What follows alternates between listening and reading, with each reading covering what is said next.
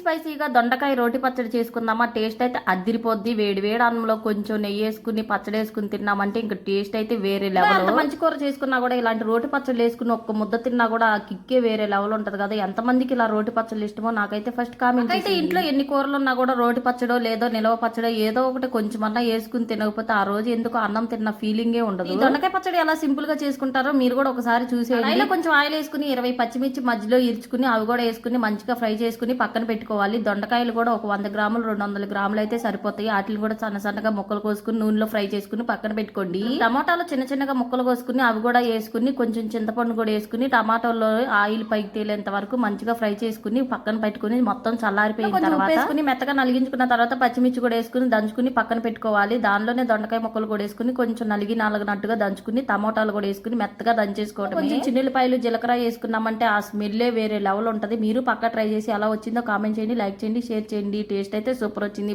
Bye.